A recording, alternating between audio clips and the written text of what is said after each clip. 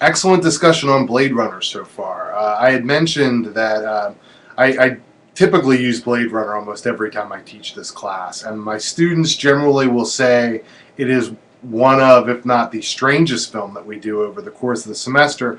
However, it also generates some of the best discussion that we have all semester, and this class is no exception. The discussion on Blade Runner has been great so far. So I want to just kind of react to some of what I've seen reading through all of the posts so far. Both Riley and George both mentioned that they thought Deckard is a replicant.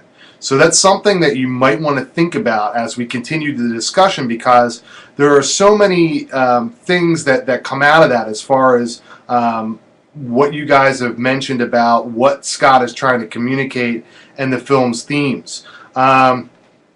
Emily, I believe, talked about the doves when Roy dies as a symbol. Well, what could that mean? And Tiona said that he was like a Christ-like figure.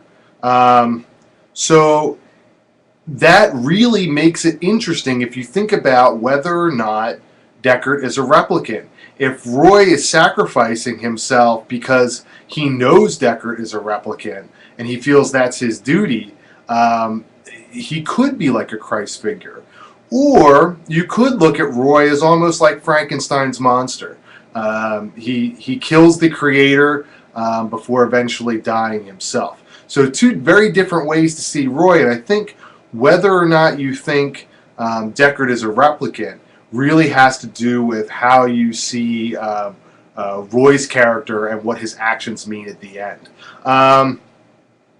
So do you think that he's escaping at the end because Scott is trying to say something about the coexistence of humans and replicants, or are they running away together because Deckard, after chasing replicants for so long, starts to realize that because of his own lack of memories that he is a replicant and he's going to be next. So something for you to think about, and tie that in with the notion of morality and what Scott is trying to say about what does it mean to be human and what does it mean to be a moral human being.